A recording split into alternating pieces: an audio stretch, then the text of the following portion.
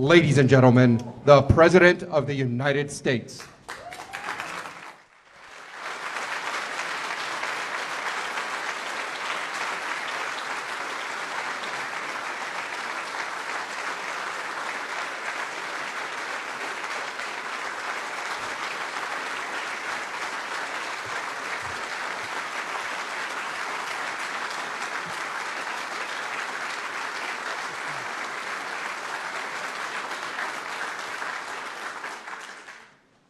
My fellow Americans, tonight I speak to you from the East Room of the White House regarding one of the most profound responses of a Supreme Court justice.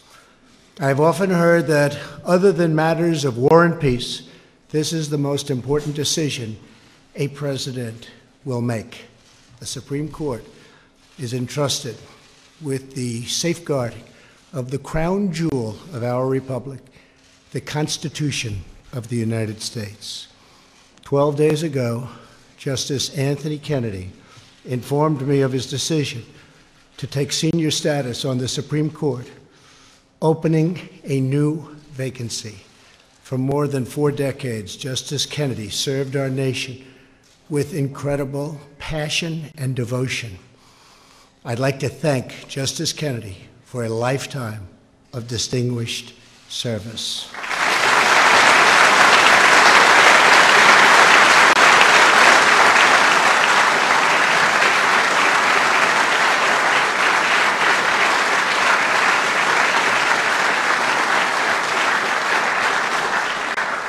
In a few moments, I will announce my selection for Justice Kennedy's replacement.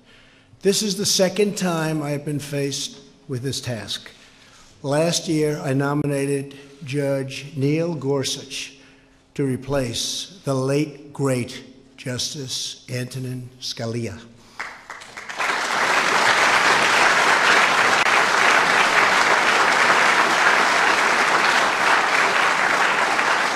I chose Justice Gorsuch because I knew that he, just like Justice Scalia, would be a faithful servant of our Constitution.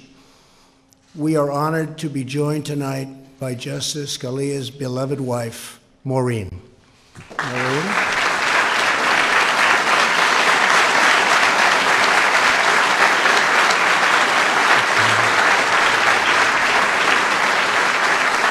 Thank you, Maureen. Both Justice Kennedy and Justice Scalia were appointed by a president who understood that the best defense of our liberty and a judicial branch immune from political prejudice were judges that apply the Constitution as written. That president happened to be Ronald Reagan. For this evening's announcement, we are joined by Ronald Reagan's Attorney General, Edwin Meese. Ed?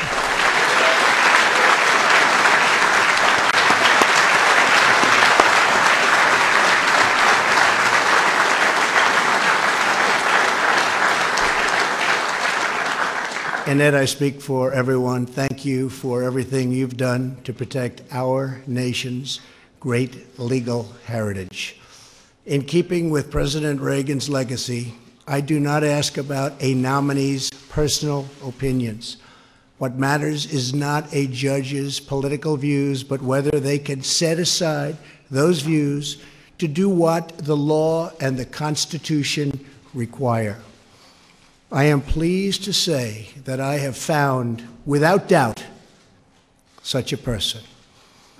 Tonight, it is my honor and privilege to announce that I will nominate Judge Brett Kavanaugh to the United States Supreme Court.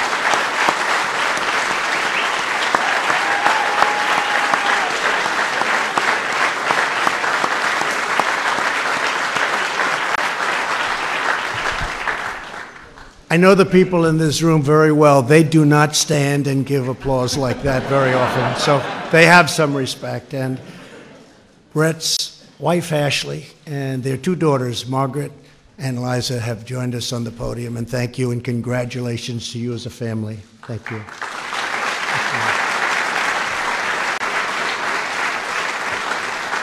Judge Kavanaugh has impeccable credentials, unsurpassed qualifications, and a proven commitment to equal justice under the law. A graduate of Yale College and Yale Law School, Judge Kavanaugh currently teaches at Harvard, Yale, and Georgetown. Throughout legal circles, he is considered a judge's judge, a true thought leader among his peers. He is a brilliant jurist with a clear and effective writing style, universally regarded as one of the finest and sharpest legal minds of our time. And just like Justice Gorsuch, he excelled as a clerk for Justice Kennedy. That's great. Thank you. Great.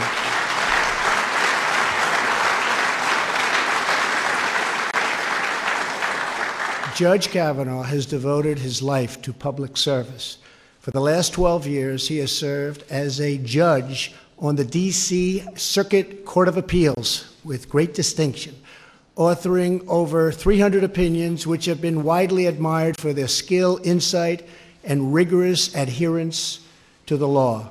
Among those opinions are more than a dozen that the Supreme Court has adopted as the law of the land. Beyond his great renown as a judge, he is active in his community. He coaches CYO basketball, serves meals to needy families, and, having learned from his mom, who was a school teacher in D.C., tutors children at local elementary schools. There is no one in America more qualified for this position, and no one more deserving. I want to thank the senators on both sides of the aisle, Republican and Democrat, for their consultation and advice during the selection process. This incredibly qualified nominee deserves a swift confirmation and robust bipartisan support. The rule of law is our nation's proud heritage. It is the cornerstone of our freedom. It is what guarantees equal justice. And the Senate now has the chance to protect this glorious heritage by sending Judge Brett Kavanaugh to the United States Supreme Court. And now, Judge, the podium is yours.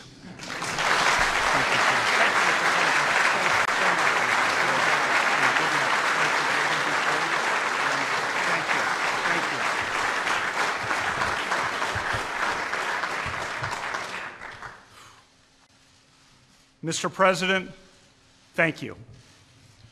Throughout this process, I've witnessed firsthand your appreciation for the vital role of the American judiciary. No president has ever consulted more widely or talked with more people from more backgrounds to seek input about a Supreme Court nomination. Mr. President, I am grateful to you, and I'm humbled by your confidence in me. Thank you.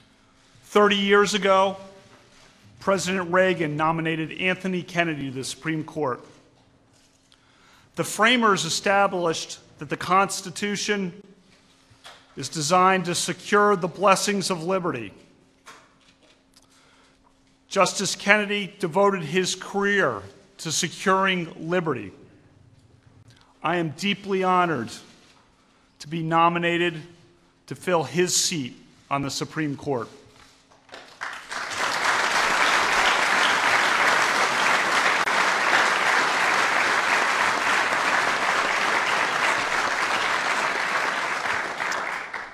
My mom and dad are here.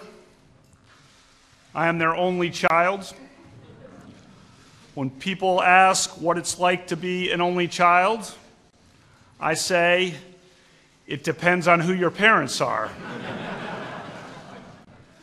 I was lucky. My mom was a teacher, In the 1960s and 70s, she taught history at two largely African-American public high schools in Washington, D.C., McKinley Tech and H.D. Woodson.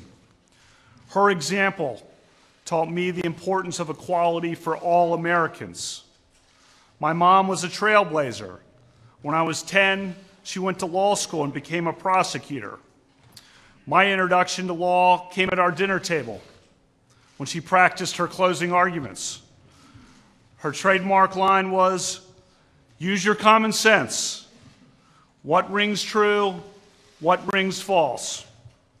That's good advice for a juror and for a son. One of the few women prosecutors of that time, she overcame barriers and became a trial judge. The president introduced me tonight as Judge Kavanaugh, but to me, that title will always belong to my mom. My dad went to law school at night while working full-time. He has an unparalleled work ethic and has passed down to me his passion for playing and watching sports. I love him dearly. The motto of my Jesuit high school was "Men for Others." I've tried to live that creed. I've spent my career in public service from the executive branch and the White House to the U.S. Court of Appeals for the D.C. Circuit. I have served with 17 other judges, each of them a colleague and a friend. My judicial philosophy is straightforward. A judge must be independent and must interpret the law, not make the law. A judge must interpret statutes as written, and a judge must interpret the Constitution as written, informed by history and tradition and precedent. For the past 11 years, I've taught hundreds of students, primarily at Harvard Law School. I teach that the Constitution's separation of powers protects individual liberty. And I remain grateful to the dean who hired me, Justice Elena Kagan. As a judge, I hire 4 law clerks each year. I look for the best. My law clerks come from diverse backgrounds and points of view. I am proud that a majority of my law clerks have been women. I am part of the vibrant Catholic community in the D.C. area. The members of that community disagree about many things, but we are united by a commitment to serve. Father John Ensler is here. 40 years ago, I was an altar boy for Father John. These days, I help him serve meals to the homeless at Catholic Charities. I have 2 spirited daughters, Margaret and Liza. Margaret loves sports, and she loves to read. Liza loves sports, and she loves to talk.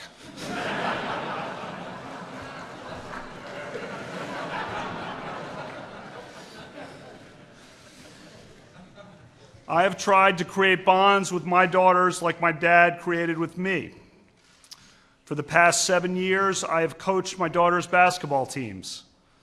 The girls on the team call me Coach K.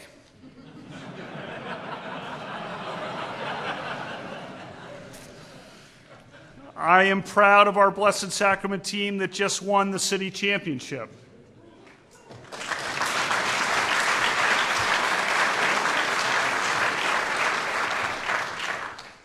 My daughters and I also go to lots of games. Our favorite memory was going to the historic Notre Dame-UConn women's basketball game at this year's Final Four. Unforgettable. My wife, Ashley, is a West Texan, a graduate of Abilene Cooper Public High School and the University of Texas. She is now the town manager of our community. We met in 2001 when we both worked in the White House. Our first date was on September 10th, 2001.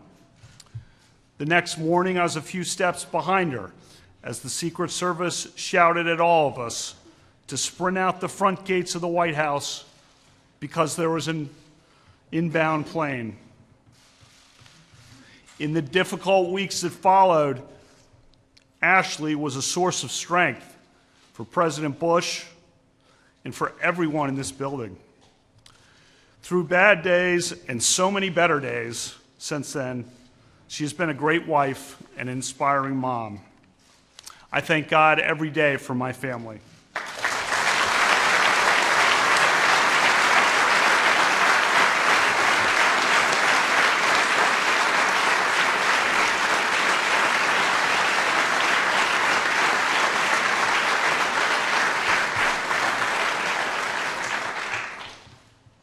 Tomorrow, I begin meeting with members of the Senate, which plays an essential role in this process. I will tell each senator that I revere the Constitution. I believe that an independent judiciary is the crown jewel of our constitutional republic. If confirmed by the Senate, I will keep an open mind in every case, and I will always strive to preserve the Constitution of the United States and the American rule of law. Thank you, Mr. President.